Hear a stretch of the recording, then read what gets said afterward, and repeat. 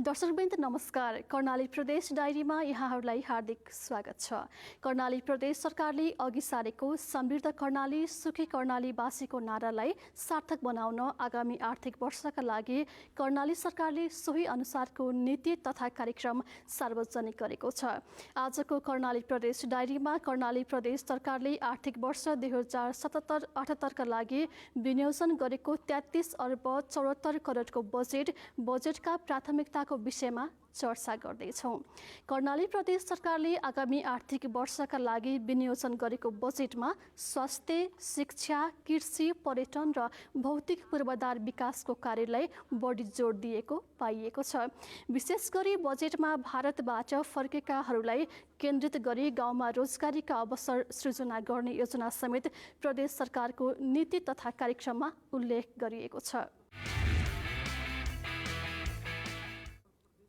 कर्णाली प्रदेश सरकारले corona virus नियन्त्रणका लागि 1 अर्ब 55 करोड बजेट विनियोजन गरेको छ।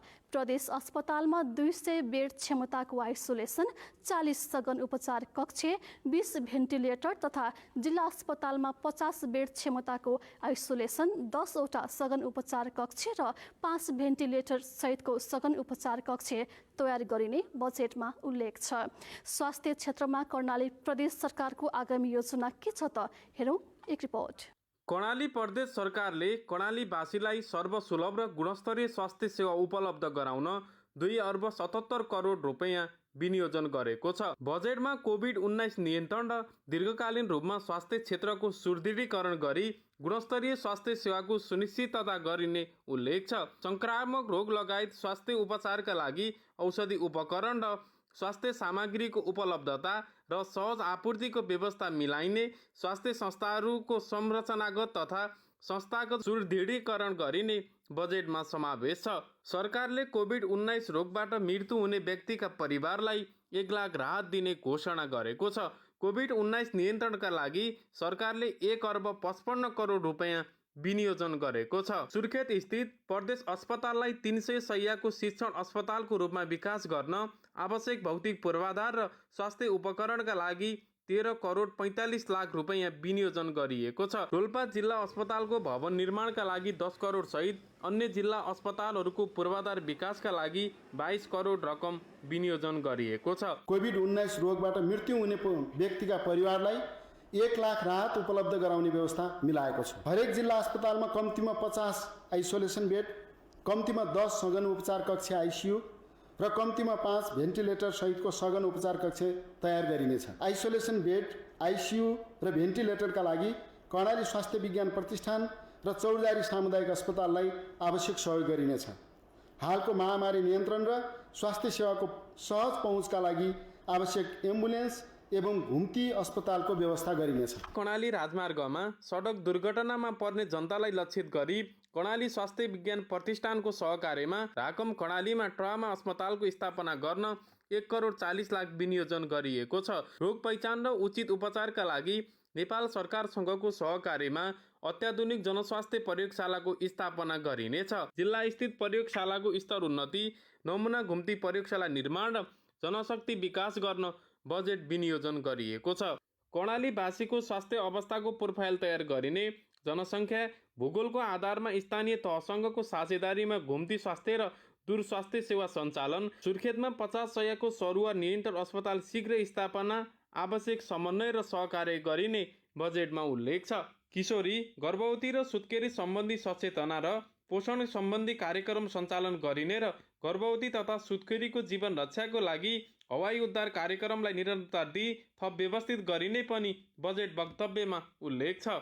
यस्तै प्रदेश शिक्षा नीति र कानुन तर्जुमा गरी नव सृजनशील वैज्ञानिक र मानव मूल्यमा आधारित शिक्षा विकास गर्ने र तीनवटै सरकारको समन्वयमा समयानुकूल पाठ्यक्रम तयार गरिने बजेटमा उल्लेख छ। ज्ञान र सिपसँगै स्वआर्जन अवधारणा सञ्चालन गर्न 4 करोड बजेट विनियोजन गरिएको छ। कोभिड-19 को कारणले अध्ययन, अध्यापन र सिकाइमा परेको प्रभावलाई न्यूनीकरण गर्न दुर्गम पहाडी क्षेत्रसहित प्रदेशका सबै जिल्लामा पठन पाठन क्रमशः सुचारू गरिनेछ। यसका लागि एफएम रेडियो, टेलिभिजन र इन्टरनेट समेतको माध्यमबाट दूर शिक्षा प्रदान गर्न भर्चुअल रिसोर्स सेन्टर, स्रोत केन्द्र सहित आवश्यक पूर्वाधार विकासका लागि रु 11 करोड विनियोजन गरेको छु। भूगोल एवं विद्यार्थी सङ्ख्याको आधारमा विद्यालय समायोजन गर्न प्रोत्साहन गरिनेछ। सामुदायिक क्याम्पस, 1 निर्वाचन क्षेत्र 1 प्राविधिक शिक्षालय र प्रदेश राजधानीमा अपाङ्गता भएका विद्यार्थीका लागि विशेष विद्यालय र दलित छात्रावास निर्माण गरिनेछ। आगामी आर्थिक वर्षका लागि 33 अर्ब 74 करोड 13,53,000 को बजेट ल्याएको सरकारले कुल विनियोजन मध्ये पुँजीगत तर्फ 19 अर्ब 6 करोड 91,21,000, चालू खर्चतर्फ 11 अर्ब 67 करोड 97,23,000 र वित्तीय हस्तान्तरणतर्फ 2 अर्ब 79 करोड 65 लाख छ। आगामी आर्थिक वर्षको लागि अनुमानित गरिएको खर्च बेहोर्ने स्रोत मध्ये आन्तरिक राजस्वबाट 30 करोड 6,53,000, चालू आर्थिक वर्षको खर्च नभई बाँकी रहने अनुमानित रकम 11 अर्ब 19 करोड 9,85,000 छ। यसै गरी सङ्घीय सरकारबाट राजस्व बाँडफाँडबाट 7 अर्ब 39 करोड 56 लाख, वित्तीय समानीकरण अनुदानबाट 9 अर्ब 63 करोड 29 लाख र सशर्त अनुदानबाट 4 अर्ब 39 करोड 11 लाख परिचालन गरिने बजेटमा उल्लेख छ। केन्द्र सरकारबाट समपूरक अनुदान तर्फ 25 करोड 25 लाख र विशेष अनुदानबाट 46 करोड प्राप्त हुने अनुमान गरिएको छ। साथै वैदेशिक सहायताबाट सञ्चालित कार्यक्रममा 1 करोड 76 लाख 15,000 स्रोत परिचालन हुने जनाइएको छ। सुशील खड्का, नेपाल टेलिभिजन, कर्णाली प्रदेश, सुर्खेत। कृषिको क्षेत्र कर्णाली प्रदेश सरकारको प्राथमिकतामा परेको छ। विशेष गरी कर्णालीमा हुने खाद्य सङ्कटलाई न्यूनीकरण गरी कर्णालीवासीलाई आर्थिक समृद्धिमा रूपान्तरण गर्न कृषि क्षेत्र बजेट विनियोजनको प्राथमिकतामा परेको हो। स्थानीय रैथाने बालीको प्रवर्धन गरी कर्णालीको मौलिक पहिचान कायम राख्ने गरी बजेटमा कृषिलाई महत्त्वपूर्ण स्थान दिएको छ। कोरोना भाइरसका कारण प्रदेशमा महामारीका कारण उत्पन्न हुन सक्ने भोकमरीबाट जनताको जीवन जोगाउनु सरकारको प्रमुख दायित्व भएकाले बजेटमा कृषिलाई पनि उच्च प्राथमिकतामा राखिएको छ। कृषकलाई ब्याज अनुदान, सहुलियत कर्जा, कृषि सामग्री, बिउ बेर्ना, कृषि बीमा र न्यूनतम समर्थन मूल्यको व्यवस्था बजेटमा गरिएको छ। सहकारी, सामुदायिक र निजी फार्मलाई प्रोत्साहन गर्ने गरी बजेट विनियोजन गरिएको छ। आधारभूत खाद्य उपजमा आत्मनिर्भरता विकास गर्ने र रैथाने बालीको प्रवर्धन गरी कर्णालीको मौलिक पहिचान कायम राख्ने कार्यक्रम सहित बजेटले कृषिलाई महत्त्वपूर्ण स्थान दिएको छ। प्रदेशभित्र उन्नत जातका फलफूल र पशु नस्ल सुधारका लागि 27 करोड बजेट बाँडफाँड गरेको छ। एक स्थानीय तह एक उत्पादन विशेष कार्यक्रम, मेरो किसान मेरो अन्नदाता कार्यक्रम, उत्पादन परिमाणमा आधारित कृषक प्रोत्साहन, अर्गानिक उत्पादन प्रोत्साहन, स्रोत केन्द्रको विकास, पकेट क्षेत्र प्रवर्धन र सामुदायिक बिउ बैंक कार्यक्रम जस्ता गरिबमुखी कार्यक्रम बजेटले समेटेको छ। भूमि तथा कृषि विकास लगायतका कार्यक्रम सञ्चालन गर्न 2 अर्ब 77 करोड बजेट विनियोजन गरिएको छ। कर्णाली प्रदेशलाई भोकमरीबाट जोगाउन खाद्यान्न आपूर्ति र भण्डार बढाउने योजना पनि बजेटको प्राथमिकतामा छन्। मेरो किसान मेरो अन्नदाता कार्यक्रमलाई निरन्तरता दिइनेछ। कृषकलाई प्रोत्साहन, कृषिमा श्रम परिचालन र आधुनिकीकरणको माध्यमबाट यस क्षेत्रलाई व्यावसायिक बनाउँदै लगिनेछ। उल्लेखित कार्यक्रमका लागि रु 8 करोड विनियोजन गरेको छु। कृषकलाई ब्याज अनुदान र सहुलियत कर्जा, कृषि सामग्री, बिउ बेर्ना, कृषि बीमा र न्यूनतम समर्थन मूल्यको व्यवस्था गरिनेछ। यस क्षेत्रको विकासका लागि सहकारी, सामुदायिक र निजी फार्मलाई प्रोत्साहन गरिनेछ। कृषि उत्पादन वृद्धिका लागि सङ्घ र स्थानीय तह सङ्घको सहकार्यमा एक स्थानीय तह एक उत्पादन विशेष कार्यक्रम सञ्चालन गर्न 27 करोड 65 लाख कृषकलाई प्रोत्साहन, कृषिमा श्रम परिचालन र आधुनिकीकरणका लागि 8 करोड र रोजगारमूलक साना सिँचाइ कार्यक्रम सञ्चालन गर्न 35 करोड बजेट विनियोजन गरिएको छ। बिउ बिजन, खाद्यान्न, पशुपन्छी, फलफूल, तरकारी लगायतका नमुना उत्पादन र प्रदर्शन प्रभाव पार्न सङ्घ र स्थानीय तह सङ्घको समन्वयमा ठूला कृषि फार्म स्थापना र सञ्चालन सम्बन्धी अध्ययन गरिने पनि बजेटमा उल्लेख छ। कृषि क्षेत्रको विकासका लागि अर्ग्यानिक उत्पादन प्रोत्साहन, स्रोत केन्द्रको विकास, पकेट क्षेत्र प्रवर्धन र सामुदायिक बिउ बैंक कार्यक्रम सञ्चालन गरिनेछ। नमुनाको रूपमा केही वस्तुहरूको उत्पादन परिमाणमा आधारित प्रोत्साहन अनुदान उपलब्ध गराइनेछ। यस कार्यक्रमका लागि पर्याप्त रकम विनियोजन गरेको छु। बिउ बिजन, खाद्यान्न, पशुपन्छी, फलफूल, तरकारी लगायतका नमुना उत्पादन गर्न र त्यसको प्रदर्शन प्रभाव समेत पार्ने गरी सङ्घ र स्थानीय तहसँगको समन्वयमा ठूला कृषि फार्म स्थापना र सञ्चालन सम्बन्धी अध्ययन गरिनेछ। अर्गानिक प्रदेशको रूपमा विकास गर्न जैविक मल, जैविक विषादी कारखाना स्थापनाका लागि 2 करोड, उद्योग क्षेत्रको प्रवर्धन र उद्यमशीलता विकास गर्न 5 करोड, वीरेन्द्रनगरमा कर्णाली कोसेली घर निर्माण गर्न 1 करोड, परम्परागत घरेलु प्रविधिको प्रवर्धन गर्न 6 करोड 15 लाख र उद्योग तथा वाणिज्य क्षेत्रका कार्यक्रमका लागि 47 करोड बजेट विनियोजन गरिएको छ। यस्तै वन, भू संरक्षण र वातावरण क्षेत्रमा कार्यक्रम सञ्चालन गर्न 81 करोड र सहकारीको माध्यमबाट उत्पादन, सङ्कलन, भण्डारण र वितरणलाई प्रोत्साहन गर्न एक सहकारी एक उत्पादन कार्यक्रम सञ्चालन गरिनेछ। अमर राजपुन, नेपाल टेलिभिजन, कर्णाली प्रदेश, रुकुम पश्चिम। दर्शकबिन, कोरोना भाइरस संक्रमणको महामारीसँगै वैदेशिक रोजगारीका लागि बाहिर गएका युवाहरू गाउँमा फर्किएका छन्। कर्णाली प्रदेश सरकारले आगामी वर्षको नीति कार्यक्रम र बजेटमा गाउँ फर्किएका श्रम शक्तिलाई गाउँमै रोजगारी प्रदान गर्न विभिन्न कार्यक्रम अगाडि सारेको छ। कोरोना भाइरसका कारण रोजगारीका लागि भारत तथा तेस्रो मुलुक गएका झण्डै 45,000 नागरिक कर्णाली फर्किएका छन्। आफ्नो गाउँ फर्किने क्रम अझै जारी छ, तर कर्णाली सरकारले घर फर्केका नागरिकलाई रोजगारी दिन आगामी आर्थिक वर्षका लागि विशेष कार्यक्रम सञ्चालन गर्न बजेटमा उच्च प्राथमिकता दिएको छ। महामारी र भोकमारीबाट बचाउन आधारभूत आर्थिक पक्षमा सबलताको अभिवृद्धि गर्न आफ्नो गाउँ आत्मनिर्भर बनाऊ अभियान अघि सारिने बजेटमा उल्लेख छ। उत्पादन र उद्यमशीलताको विकास गर्न श्रम, रोजगारी र राहत सम्बन्धी कार्यक्रम बजेटको प्राथमिकतामा छन्। आफ्नो गाउँ आत्मनिर्भर बनाऊ अभियान सञ्चालन गर्न बजेटले ठूलो हिस्सा करिब 20% अर्थात् झण्डै 7 अर्ब बजेट उत्पादन रोजगारीका लागि विनियोजन गरिएको छ। कोरोना भाइरसको महामारीबाट जोखिममा परेका बालबालिका, वृद्ध, अशक्त, दीर्घरोगी, अपाङ्गता भएका नागरिकलाई राहत दिइने र युवालाई रोजगारी प्रदान गर्ने कार्यक्रम सञ्चालन गर्न बजेट विनियोजन गरिएको छ। कोभिड-19 को महामारीबाट स्वदेश र विदेशमा रोजगारी गुमाएका तथा बेरोजगार युवालाई श्रममूलक रोजगारीको माध्यमबाट विकास क्रियाकलापसँगै रोजगारी सिर्जना गरिनेछ।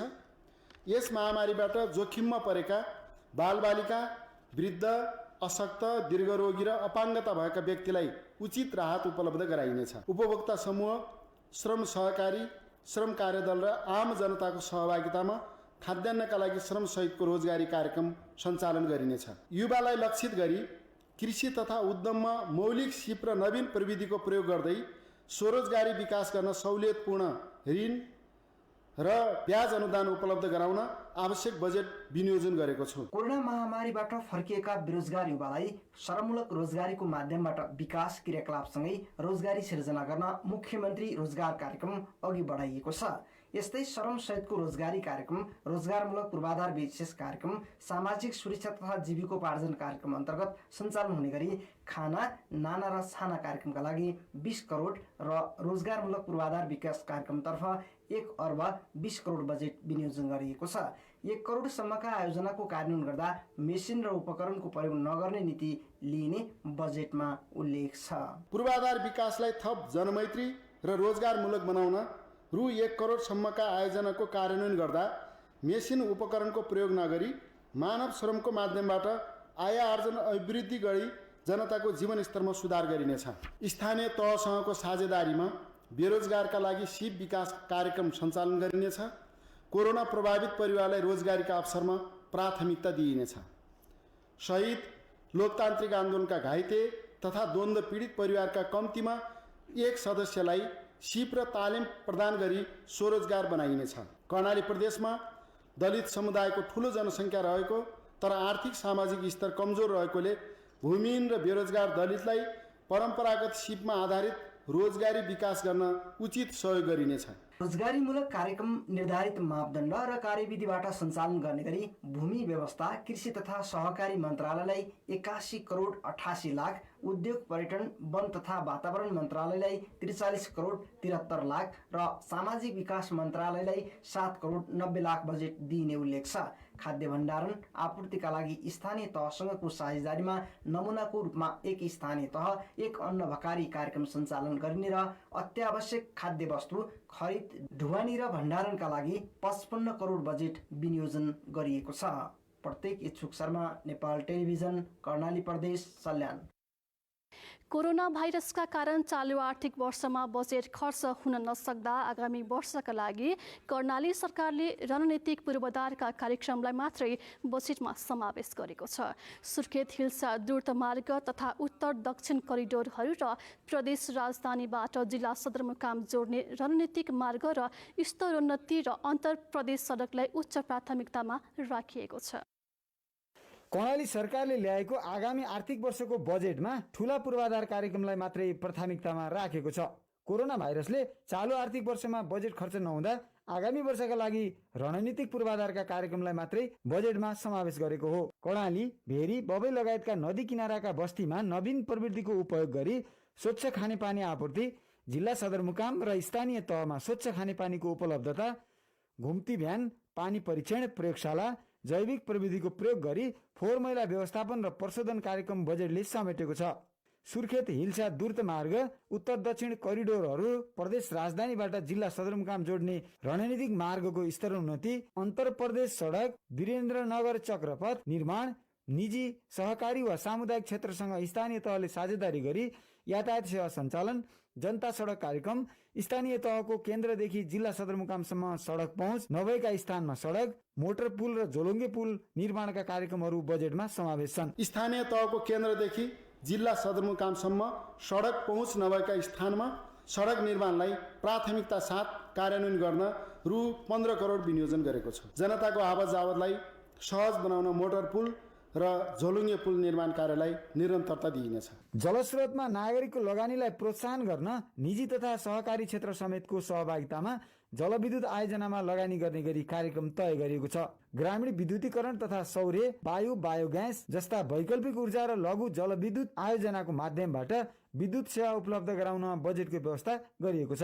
प्रदेश राजधानी सहरको सडक, खानेपानी, विद्युत, ढल, हरियाली सहित विकास गर्न राजधानी वीरेन्द्रनगर सहर एकीकृत विकास परियोजनाको लागि 51 करोड बजेटको व्यवस्था गरिएको छ। छरिएको र जोखिमयुक्त बस्तीलाई व्यवस्थित गर्न एकीकृत बस्ती विकास तथा सामाजिक रूपान्तरण कार्यक्रम र जनता आवास कार्यक्रम अघि सारिएको छ। संघीय सरकारको कार्यक्षेत्र भए तापनि सुर्खेत विमानस्थल विस्तारमा सहकार्य गर्न 50 करोड रकम विनियोजन गरिएको छ। कर्णाली र भेरी बेसिन लगायतका नदी किनाराका खेतीयोग्य उब्जाउ जमिनमा नवीन प्रविधिको माध्यमबाट सिँचाइ सुविधा विस्तार गरिनेछ।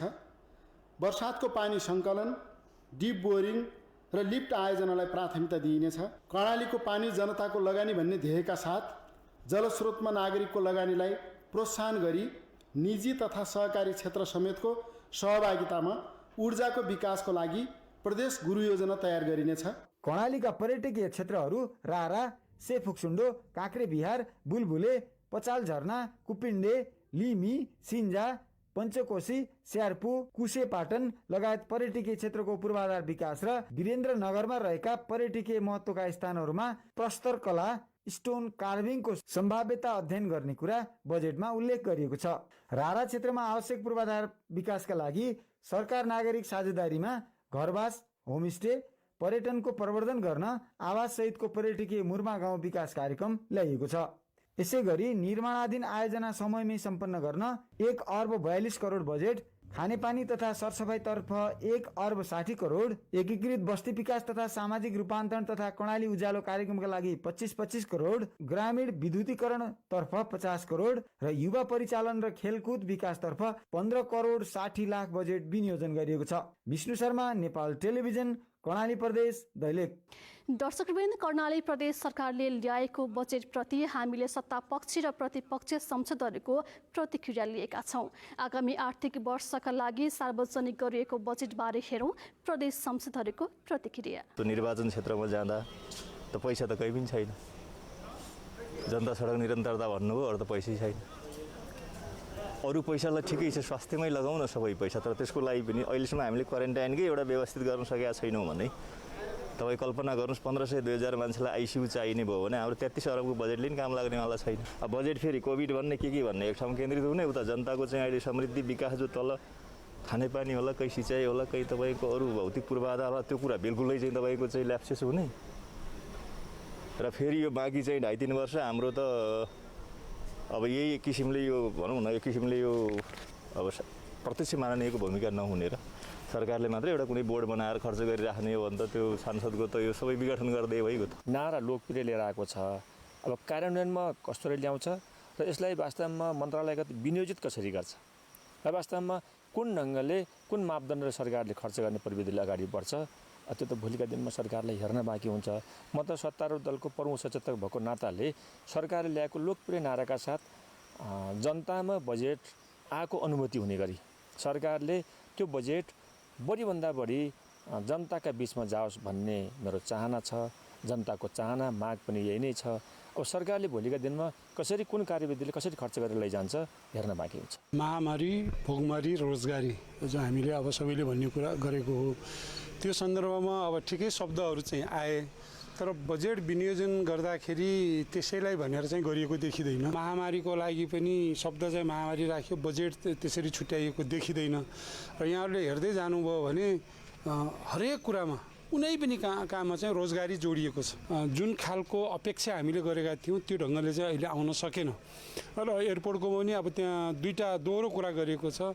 सङ्घीय सरकारसँग मिलेर गर्ने कुरा एउटा होला, सुधार गर्छौँ भन्ने कुराहरू पनि ल्याइरहेका छन्। फजुल खर्चहरू नगर्ने, एकदम मितव्ययिता चाहिँ अपनाउने भनेर भनिएको छ, तर खर्च चाहिँ त्यस्तैमा चाहिँ रकम राखिएको देखिएको हुनाले शब्दहरूमा साह्रै राम्रा आए तापनि केही पहिलाका भन्दा अलिकति राम्रो खाले आए पनि अन्ततगत गएर चाहिँ हिजो अस्ति नै आएको जस्तो देखिहाल्नुभयो, समाचारमा आए जस्तो बजेट चाहिँ फेरि कार्यकर्तामुखी र कार्यकर्ता वितरण गर्ने र यो सांसदहरूलाई खुसी बनाउने क्षेत्र विकास कोष दिनु भनेको त्यही नै हो।